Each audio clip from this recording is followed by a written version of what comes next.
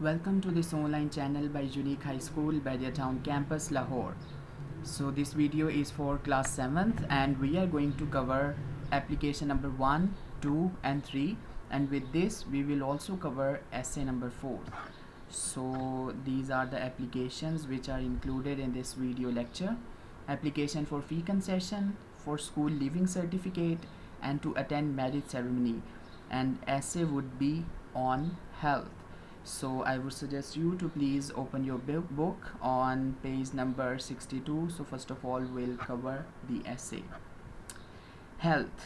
So essay is about health, यानी कि सेहत क्या होती है. So let's see what he says. It is well said that, ये कहता है खूब कहा गया है कि health is precious and certainly a great blessing of Allah Almighty. वो कह रहे हैं ये खूब कहा गया है कि सेहत जो है एक कीमती और बेशक अजीम नेमत है अल्लाह बारिक व ताला की. हाइजीनिक एनवायरनमेंट यानी साफ़ सुथरा माहौल, पर्सनल क्लीनलीनेस अपनी ज़ाती सफाई, हेल्दी फूड और सेहतमंद खाना, रेगुलर वॉक रोज़ाना की वर्जिश या वॉक आप कह सकते हो सैर, and good ways of life और ज़िंदगी गुजारने के बेहतर तरीके are conducive to health. Conducive का मतलब होता है कि ये हेल्थ से रिलेटेड है, कंडक्ट करना है हेल्थ को यानी हेल्थ से ही रिलेटेड है. ये सारी चीज़ें जो है आपकी हेल्थ को स्ट्रॉन्ग करेगी. Early to bed and early to rise makes a man healthy wealthy and wise. वो कह रहे हैं कि जल्दी सोना और सुबह जल्दी उठना इंसान को काफ़ी हेल्दी यानी सेहतमंद, वेल्दी यानी कि मालदार और काफ़ी हिकमत वाला या अक्लमंद बनाता है. Regular exercise keeps body and mind fresh. और कह रहे हैं रोज़ाना की एक्सरसाइज आपकी बॉडी यानी आपके जिस्म और आपके जहन को तरोताज़ा रखता है.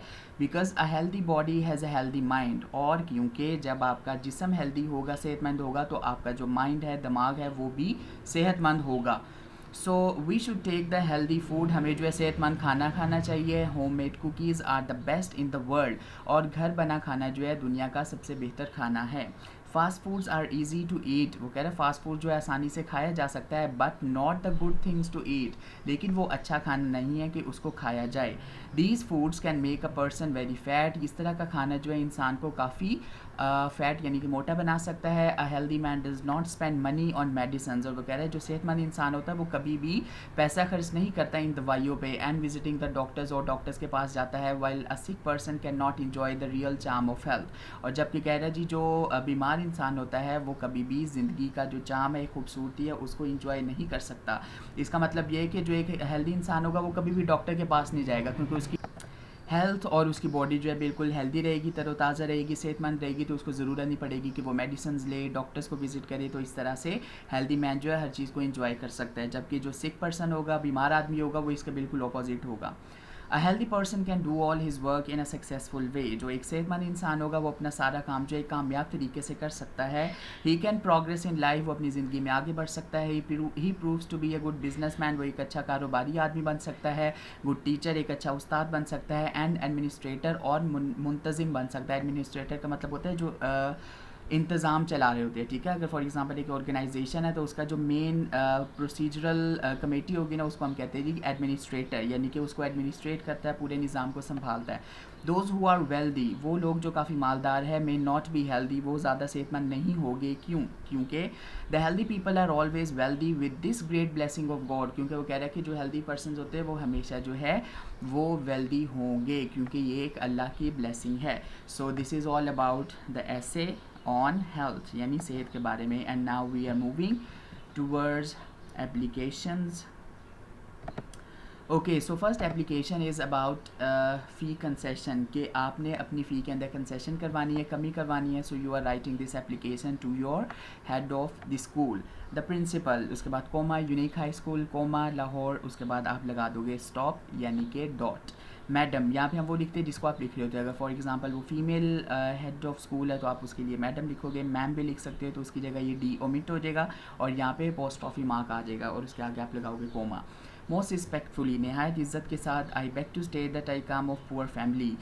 मेरी ये दरख्वास्त है कि मैं एक गरीब ख़ानदान से हूँ. एंड कैन नॉट पे माई स्कूल फ़ी, और मैं अपनी स्कूल की फ़ीस अदा नहीं कर सकता. मोर ओवर, ताहम my father has been out of employment, और मेरे फादर जो है, मेरे वालिद, उनके पास कोई भी नौकरी नहीं है फॉर द लास्ट 6 मंथ, पिछले 6 माह से। And there is no other earning member in the family, और ख़ानदान में कोई भी ऐसा दूसरा फ़र्द नहीं है जो कमाता हो।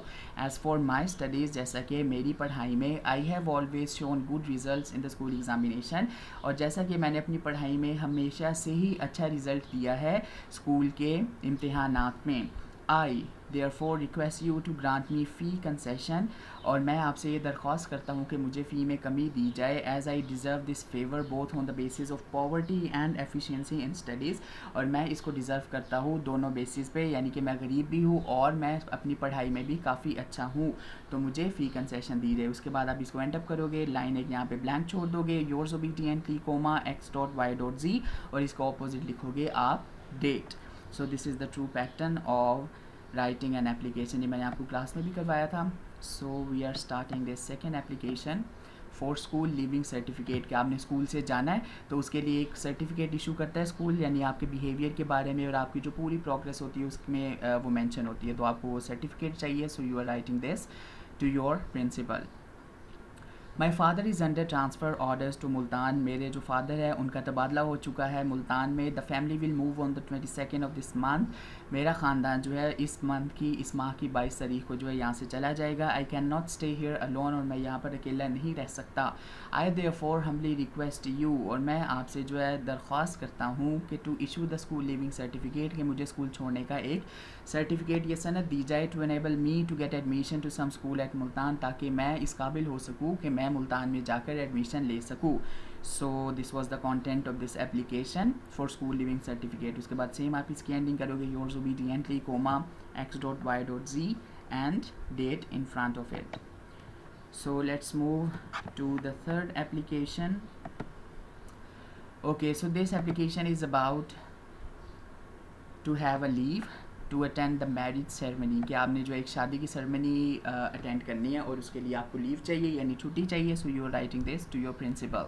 Respected madam, I beg to state that I have to attend the marriage ceremony of my brother, कि मेरी आपसे दरख्वास्त है कि मुझे अपने भाई की शादी की सेरेमनी अटेंड करनी है, या शादी का जो प्रोग्राम है वो अटेंड करना है। The ceremony will take place on the 10th of this month, जो सेरेमनी है शादी की वो इस माह की 10 तारीख को होगी। The marriage party will leave for Karachi on the 9th, और जो मैरिज पार्टी होगी वो कराची के लिए निकलेगी 9 तारीख को। इट इज़ देयरफॉर रिक्वेस्टेड, और इसलिए ये दरख्वास्त की जाती है कि that I may be granted leave of absence from school at least for 4 days, that is from 10th to 14th, कि मैं मेरी आपसे ये दरख्वास्त है कि मुझे जो है छुट्टी दी जाए कि मैं स्कूल ना आ सकूँ 4 दिन के लिए, और आगे उसने 4 दिन की डेट्स लिखी हुई है फ्रॉम 10th to 14th।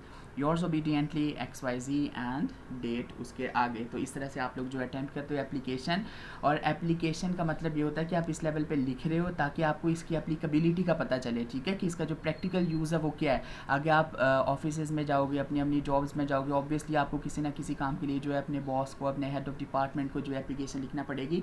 तो यहाँ पे जो आप पैटर्न के साथ लिख रहे होते हैं, डिफरेंट कॉन्टेंट के ऊपर लिख रहे होते हैं, डिफरेंट टॉपिक्स के ऊपर लिख रहे होते हैं, तो इससे आपकी पूरी वो जो एक एफिशिएंसी होती है, स्किल होती है, वो इन्हांस हो रही होती है, ताकि आपको पता चले कि इसका मकसद क्या है एप्लीकेशन लिखने का और इसका ट्रू पैटर्न क्या है, ठीक है। तो ये वाला जो फर्स्ट पार्ट होता है इसको हम कहते हैं कि जिस एड्रेसर, ठीक है, कि एड्रेसी, ये वाला जो पार्ट होता है ये एड्रेसी के लिए होता है, यानी कि वो बंदा जिसको आप एप्लीकेशन लिख रहे हो, जिसको ये एड्रेस किया जा रहा है, ठीक है, इसको हम कहते हैं एड्रेसी।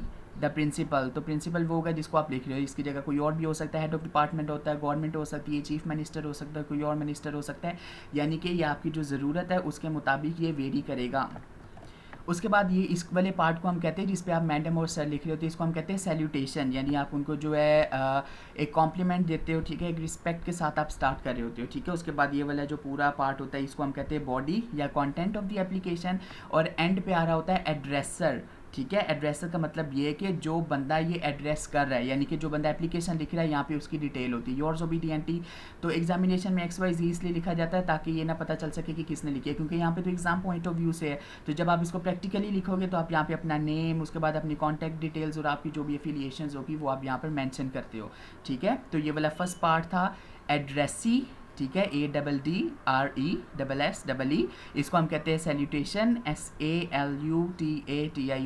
और ये वाला जो लास्ट पार्ट होता है इसको हम कहते हैं एड्रेसर, उसकी इन्फॉर्मेशन होती है। और ये वाला जो सारा बीच में पैराग्राफ है इसको हम कहते हैं कंटेंट या body of the application. So this is all about this video lecture. Thank you for watching this video. Have a nice day.